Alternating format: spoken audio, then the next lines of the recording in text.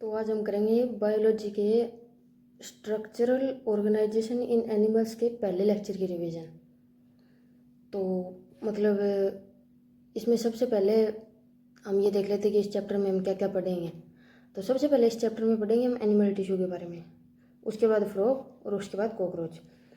तो सबसे पहले जैसे चैप्टर के नाम से अगर देखना स्टार्ट करें, स्ट्रक्चरल ऑर्गेनाइजेशन इन एनिमल्स, पीछे से स्टार्ट करते हैं। एनिमल, तो एनिमल के जैसे कुछ एक प्रॉपर्टी होती है, जैसे एनिमल हेटेरोट्रॉफ होता है, यूकैरियोट्स होते हैं मतलब, और जैसे एनिमल्स मल्टी सेलुलर होते हैं, और होलोजोइक मोड ऑफ न्यूट्रिशन होता है एनिमल का। होलोजोइक मोड ऑफ न्यूट्रिशन मतलब ये पहले तो कंप्लीट फूड को इंजेस्ट करेंगे, उसके बाद कंप्लीट फूड को डाइजेस्ट करेंगे। तो ये होगी कुछ एक एनिमल की प्रॉपर्टी। इनके अलावा अगर कुछ देखेंगे तो जैसे ग्रोथ, रिप्रोडक्शन, मूवमेंट, लोकोमोशन। और मूवमेंट और लोकोमोशन में अगर डिफरेंस देखें तो जैसे लोकोमोशन, लोकेशन यानी जिसमें लोकेशन चेंज होती है वो लोकोमोशन, और मूवमेंट जिसमें लोकेशन तो वही रहती है, सिर्फ पोस्चर चेंज होते हैं।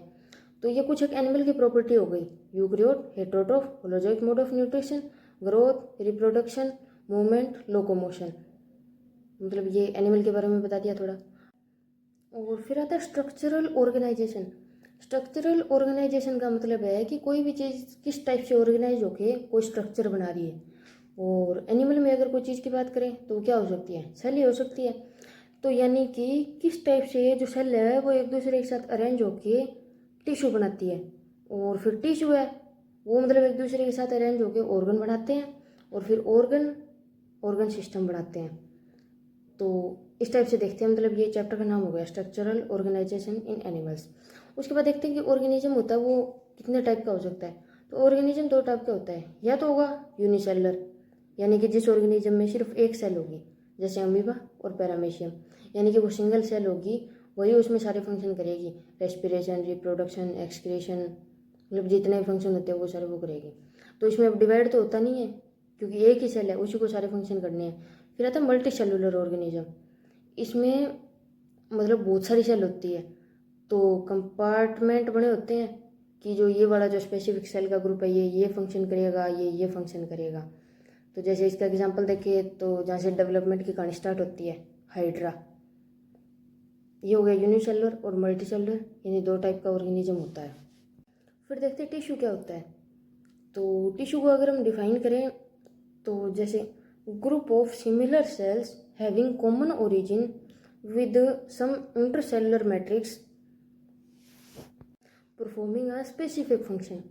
तो इसमें जैसे देखेंगे ग्रुप ऑफ सिमिलर सेल यानी कि एक टिश्यू में जो सेल का ग्रुप होता है, यानी जितने भी टाइप की सेल होती है वो लगभग सिमिलर होती है, मतलब कि अलग अलग टाइप की नहीं होती, क्योंकि एक टिश्यू है वो एक स्पेसिफिक फंक्शन करेगा तो उसमें सिमिलर टाइप की सेल ही चाहिए।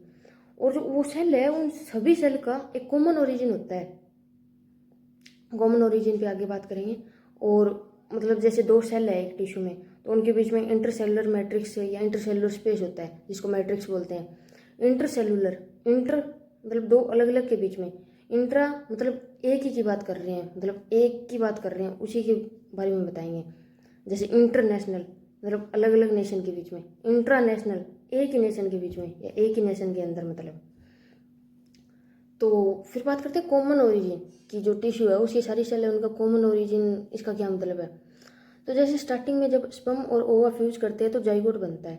जाइगोट सिंगल सेल होती है, वो आगे जाके डिवाइड होती है, दो सेल बनाती है, फिर वो दो आगे जाके चार बनाती है, चार से 8 सेल बनती है, 8 से 16 बनती है, और 16 से 32 सेल बनती है। 32 सेल होती है, उस स्टेज को बोलते हैं ब्लास्टुला, 32 ब्लास्टुला। और ब्लास्टुला के बाद जो एक स्टेज आती है जो वो 32 सेल डिवाइड करती है, फिर जो एक स्टेज आती है उसको बोलते हैं गैस्ट्रुला। तो जो गैस्ट्रुला स्टेज होती है ना उसमें बनती है 3 जर्म लेयर, एक्टोडर्म, मेसोडर्म और एंडोडर्म। और ये जो 3 लेयर है वही आगे जाके सारे टिश्यू बनाती है। तो कॉमन ओरिजिन का मतलब है कि जो एक टिश्यू की जितनी भी सेल है वो सारी सेल या तो एक्टोडर्म से बनी हुई होगी, या मेसोडर्म से बनी हुई होगी, या एंडोडर्म से बनी हुई होगी। जैसे न्यूरल टिश्यू है तो न्यूरल टिश्यू में जितनी भी सेल है वो सारी एक्टोडर्म लेयर से बनी हुई होती है, यानी कि न्यूरल टिश्यू का ओरिजिन है वो एक्टोडर्मल होता है। कनेक्टिव टिश्यू है उसकी जितनी भी सेल है वो सारी मेसोडर्मल होती है, यानी वो मेसोडर्म से बनी हुई होती है। फिर देखते हैं कि मेनली टिश्यू कितने टाइप के होते हैं। तो मेनली टिश्यू 4 टाइप के होते हैं। मेनली क्या, वैसे भी 4 ही टाइप के होते हैं, एपिथेलियल, कनेक्टिव, मस्कुलर और न्यूरल टिश्यू। तो इसमें हमने लगभग इतना ही पढ़ा था, मतलब कि टिश्यू के टाइप तक ही पढ़ा था। और इसमें ये बताया था मेन कि मतलब जैसे सेल है वो ऑर्गेनाइज होकर टिश्यू बनाती है, टिश्यू ऑर्गेनाइज होकर ऑर्गन बनाता है, और जब 2 या 2 से ज़्यादा ऑर्गन एक दूसरे के साथ फिजिकली और केमिकली इंटरेक्ट करते हैं तो ऑर्गन सिस्टम बनता है। मतलब कि टिश्यू के बारे में थोड़ा बेसिक सा पढ़ा था, इतना ही पढ़ा था इसमें हमने।